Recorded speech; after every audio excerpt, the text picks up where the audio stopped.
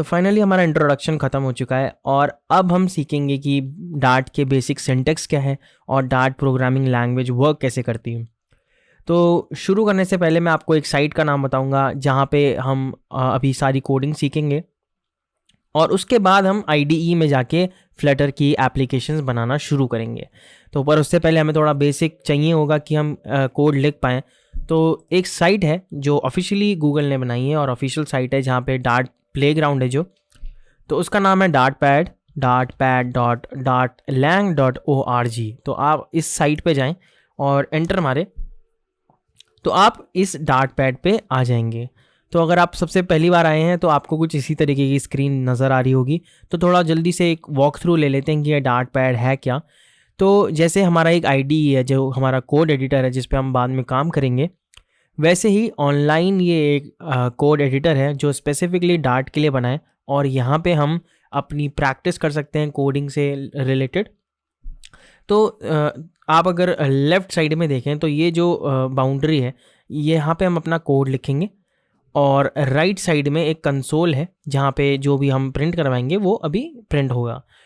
और जो सबसे नीचे है वो है डॉक्यूमेंटेशन। तो जितना भी डॉक्यूमेंटेशन डार्ट के ऊपर है वो यहाँ पे अवेलेबल हो जाएगा जब आप किसी भी चीज़ पे टैप करेंगे।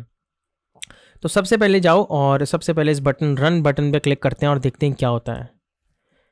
तो जब आप इस बटन पे क्लिक करोगे रन पे तो कंसोल में आपको कुछ इस तरीके की स्क्रीन पे एक प्रिंट आउट दिखेगा कि एक hello 1, hello 2, hello 3, hello 4, hello 5।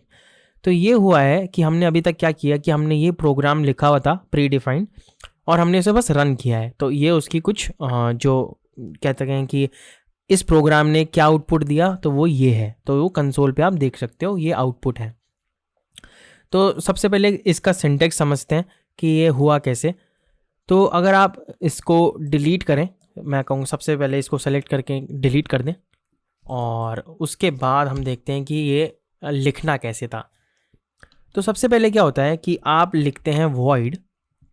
ये अभी मैं बताऊंगा कि void क्या होता है और ये रिटर्न टाइप्स क्या होते हैं। तो सबसे पहले आप थोड़ा बहुत ध्यान दें कि ये कैसे काम करने वाली चीज़ें। तो आप लिखें void, फिर आप लिखें main, फिर आप लगाएं एक ओपन पैरेंथेसिस और एक क्लोज पैरेंथेसिस। इसको बोलते हैं पैरेंथेसिस। तो ये ओपन पैरेंथेसिस और ये क्लोज पैरेंथेसिस। उसके बाद आप लगाएं करली ब्रेसेस। तो आपको अपनी शिफ्ट की दबानी है और करली ब्रेसेस ऑन करने हैं। तो आप इस तरीके से एक फंक्शन लिख सकते हैं। तो ये एक मेन जो फंक्शन होता है, मेन फंक्शन किसी भी प्रोग्रामिंग लैंग्वेज में एक एंट्री पॉइंट होता है।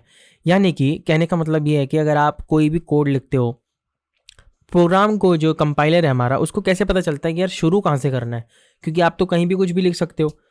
तो जो मेन फंक्शन होता है ये एक फंक्शन है और हम वो भी जानेंगे कि फंक्शंस क्या होते हैं।